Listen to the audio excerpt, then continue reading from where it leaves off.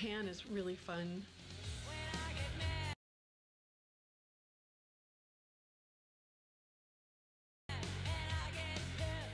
We'd done photo shooting with those sick masks.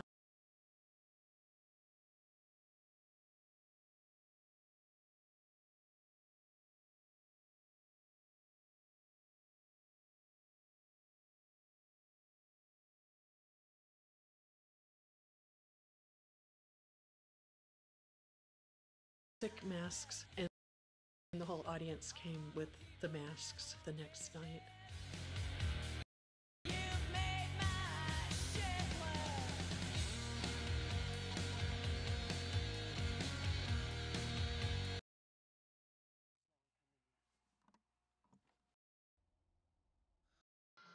Walk in the room.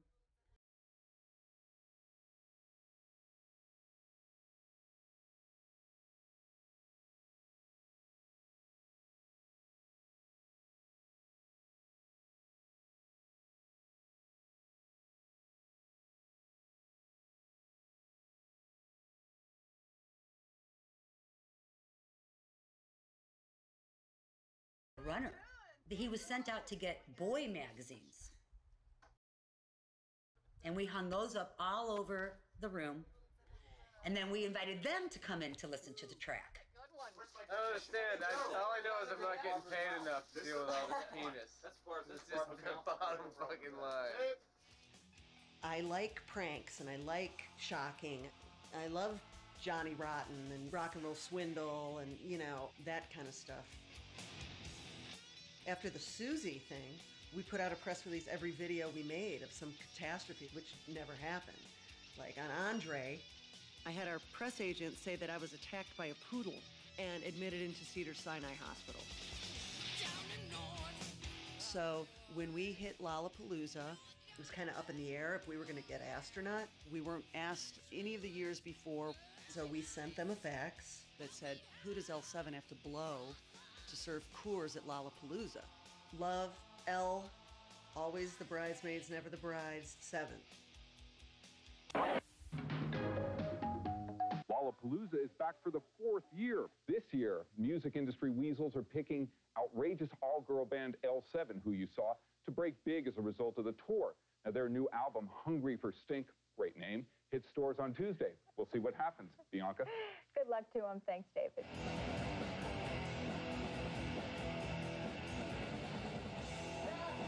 Expectations for L7 were very high in the wake of Nirvana, but we weren't cracking a gold record. We were not getting hard rock airplay, so that will hurt you. Because when you're signed to a major, there must be results. For me, even with these amazing shows, I started to feel our trajectory starting to slow. I had a lot of fun on Lollapalooza, but it wasn't like professional triumphs. It was like hanging out with other bands and being bad and just fucking off.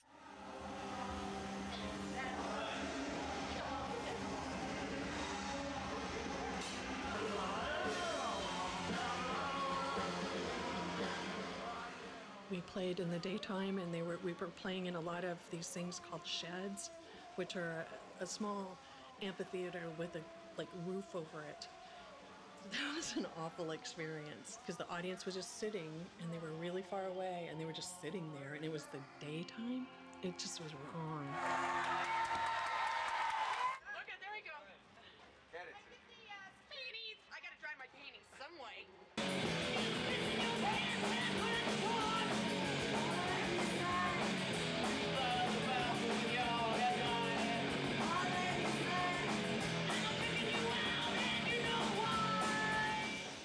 I think we hated playing in the daytime almost as much as Nick Cave did.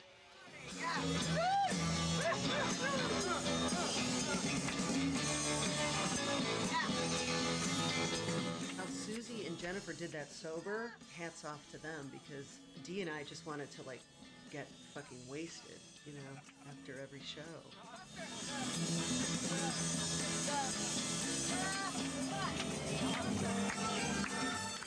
It just was difficult being sober at that level. It's a constant party.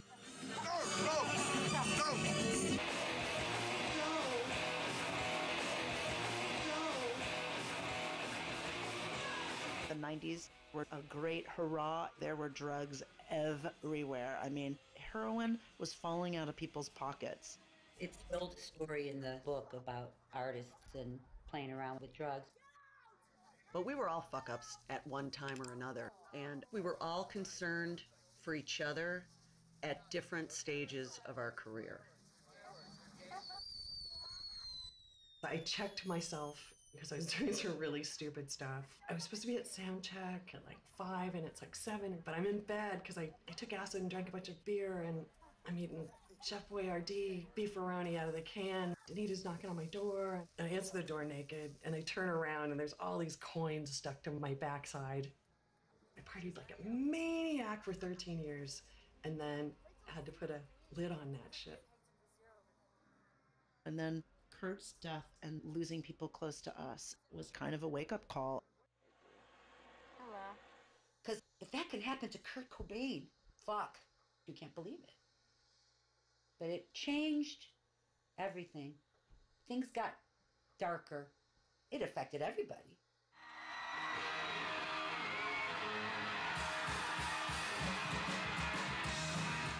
And then Green Day fucking came out, and they were totally on fire. Green Day were just the new thing, you know? Nirvana was dead, and here comes Green Day. The kids loved it because it was like upbeat, and it wasn't, you know, grunge angst.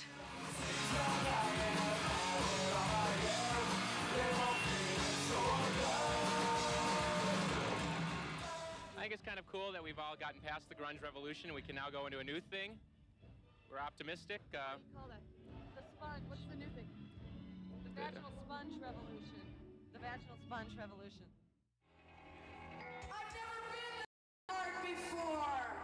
You know, those kids that showed up for Green Day were on a total bummer once Nick Cave came on. You know what I mean? It went from like adrenaline to heroin, like with us in between on Quaaludes and booze. We are L. Beer God 7, the soft white underbelly of grunge rock and roll.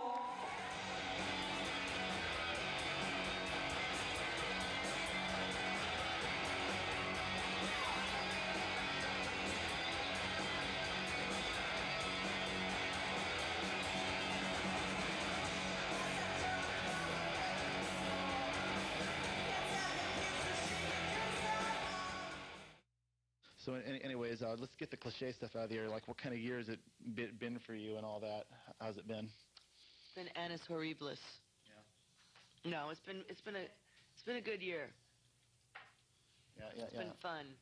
Yeah, so like, how the album do overall? Is that compared to Bricks Are Heavy or your previous releases? I think it sold about the same. Is that right, Dee? Yeah.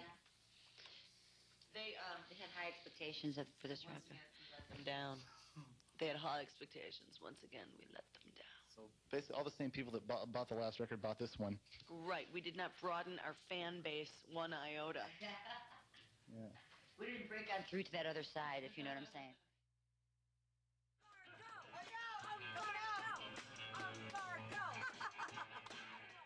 In hindsight, not at the time, but you know, it probably subconsciously at the time, but in hindsight, I see that year as kind of an unraveling sort of year. People were expecting us to go gold, and so, you know, when that doesn't happen, you can start to feel that we let people down. And then Umbar died, you know. We had a very dear friend and roadie who died on our tour bus. And we weren't on the bus with him when he passed away, which is frustrating.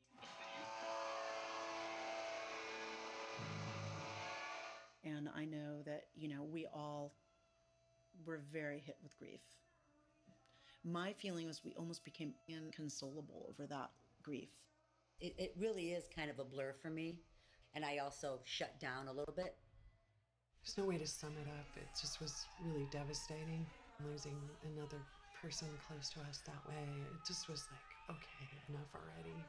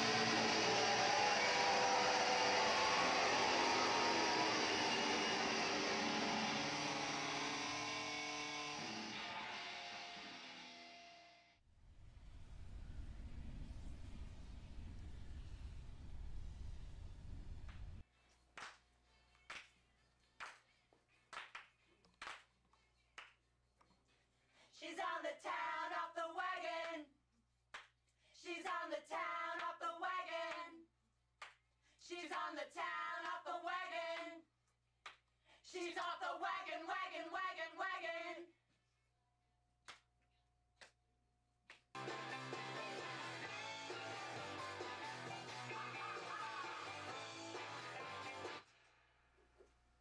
Cool. I guess. Is it cool? Yeah, I think that sounds good. I guess I was surprised that Jennifer left in the middle of a recording session. I just remember sitting outside at a table, chilling, and it's all kind of a blur, but a little, like, you know, like a torn piece of notebook paper was given to us. And it was a letter from Jennifer written in pencil. And that's how she told us she was leaving the band. I remember starting to have a lot of concerns over my health, and I might have to leave. My own control issues were getting fired up. I was having money concerns. I was grieving over the loss of my father and Umbar. Any one of those things would have not been a problem, but all of them kind of converging together. It was just going to be hard to continue. Meanwhile, Jennifer Finch has announced that she's leaving L7 to go back to college, leaving that veteran all-female group to start searching for a replacement to tour behind Finch's swan song, a new album due this winter. I was angry, but I think I was mostly really sad because Jennifer was so fucking good and she was so loved. Getting someone to replace that's tough. I remember feeling very nervous in the pit of my stomach, like, what are we going to do? But we just got proactive and started auditioning, put the feelers out and auditioned a few people. The battery's totally gonna go dead. Yeah. Okay, here we go. On the go. Gail came to us from a recommendation from the Luna Chicks. She said, "Oh, you ought to check out Gail Greenwood. She'd be perfect." And indeed, she was. Yes, we scored with Gail.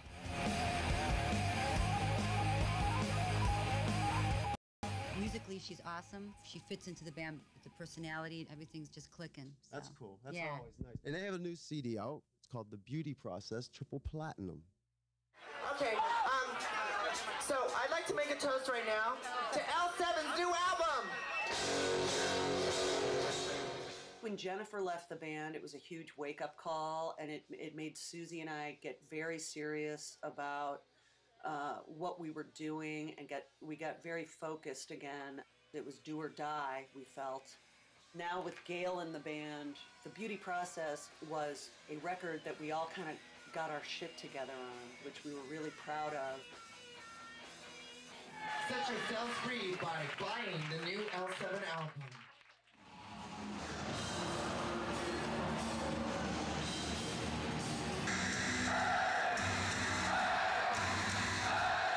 We got used to these kind of cycles, touring and then writing and recording and then touring. I think people assume that you're raking in the cash if you're on the cover of Spin magazine, but unless you sell an insane amount of records, you're really just a working stiff at best. I'm attaching these bowls to the hats. So, ka-ching, ka-ching, ka-ching, yeah, rake it in. She's sewing on the balls. Tours are promotional, but you make money on merch or whatnot. And a lot of times, you know, by the time you go on a tour, you're in debt. And so you come back with $5,000 or whatever, and you already owe that. So all of a sudden you're in the hole really fast.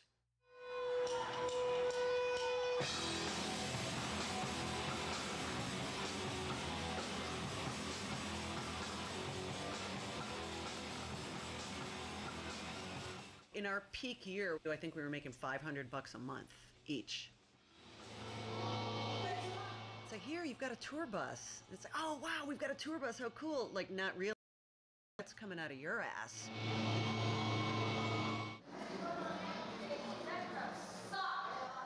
Fuck that crap.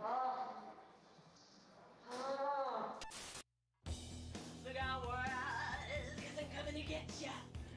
Hello, Sydney. What if this is a Titanic situation? Don't say that. Yo ho, a pirate's life for me.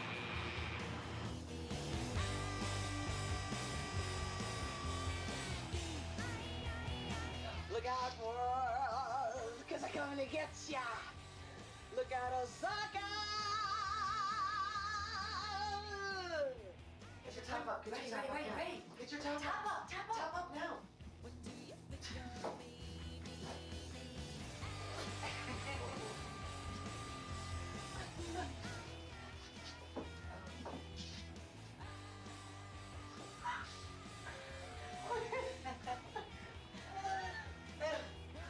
What happened?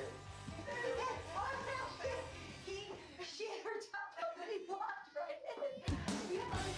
What did he see?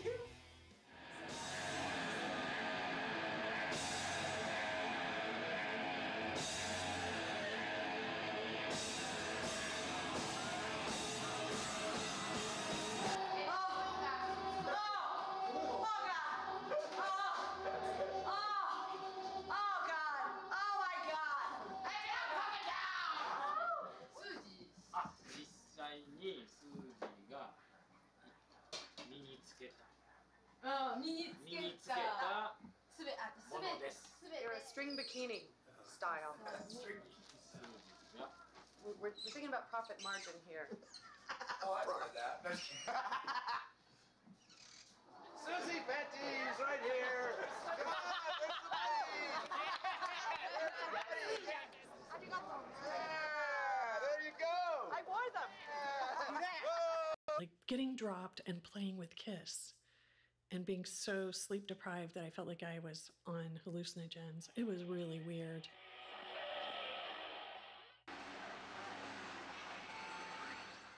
The decline in the band, meaning you don't have support of a big record label and their press machine and different things, then you go back to the level that you started with, which is do it yourself, DIY. This guy was on his way to work, and he saw that we were leaving, and he just happened to have our single on him. Oh. Just so happened the Just so rare happened. collectors. It's very rare. Were you taking it to work to tack it up by your little cubicle? Right on, yep. You're gonna go right up above my desk. All we have is us and a booking agent. And by this time, Gail's out of the band. That didn't work out. She probably thought that she was going to be touring the world and making decent money, and that just wasn't the case. So it's been a long time, and we have another familiar face. Some of the reality check viewers may know. Janice is in L7. Hi, Danny. Yeah. Good. yeah. Dan, this is so awesome. I mean, Janice has always been the driving force in every band she's ever been in. So I mean, she is just perfect for L7. Cool. We're back, and we have no money, we have no label, we have a booking agent, and we have us. And that's it. We kind of had the feeling, God, if we can just stay together, keep making records, if we can just tough this out.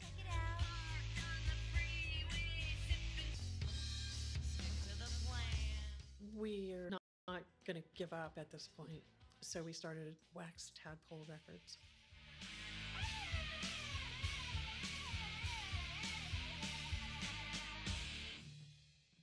What about your Slap Happy thing? That's our new CD. Yeah. We started our own label called Wax Tadpole Records. Why did you start your own label? Because we were sick of the suits getting all the hookers and cocaine. So we wanted the hookers and the cocaine, so we are now record company moguls.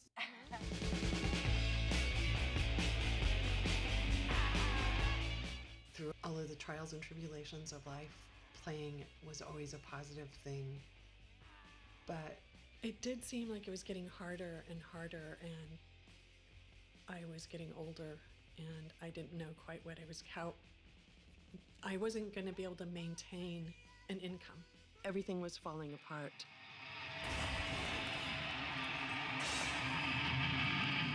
The next thing I knew, Danita told me that Susie called her and quit over the phone. Not a letter, but a phone call. So that's it. I think the stark reality of being 40, I had no way to support myself. Maybe we should have quit sooner, and maybe I should have made a family and, all this, it was really harsh. There's a lot of self-loathing because I thought I'd fucked up my life. You tell that to anybody and they're like, what do you mean? You traveled all over, you played music, you look at these videos. But I felt like, what am I gonna do? I don't have health insurance. I am a piece of shit. Like, what have I done to my life? I was in shock. I couldn't believe it. I was really stunned. I don't remember, but probably Danita must have said to me then, well, that's it then. Because without Susie, we're not going to get another Susie. I don't remember who I told. I don't remember if I cried. I probably did. Probably was stunned for a while. Early on, one of the first songs Susie wrote was You and Me Till the Wheels Fall Off. And they did.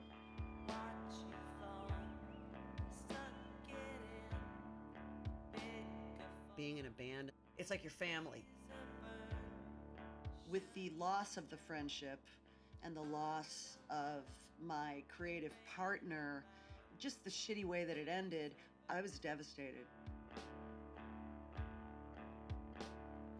I think that we were all hoping to be able to avoid each other because it was still so raw.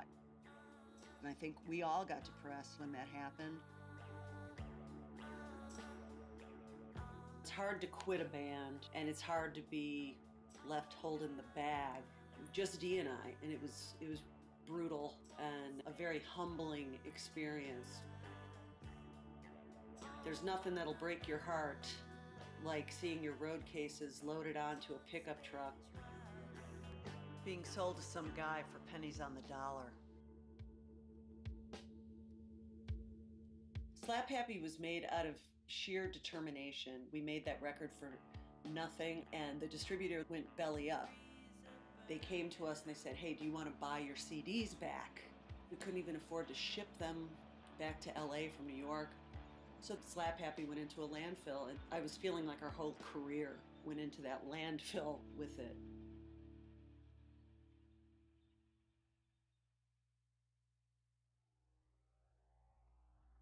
When the band broke up, and during the years following, the digital footprint of L7 was very minute. It was almost like we didn't exist. Then with social media popping up and these pages, fans started to gather, people keeping us alive, archiving us for the future.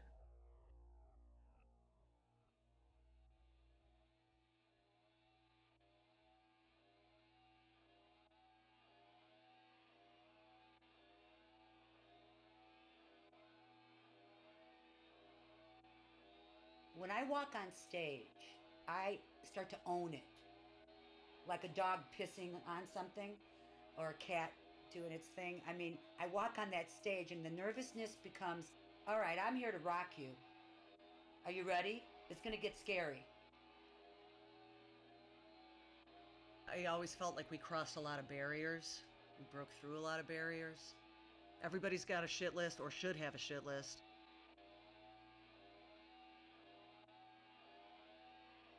Did we have a huge hit chart topper, break the bank kind of thing? No. But as a body of work, I'm super proud of us.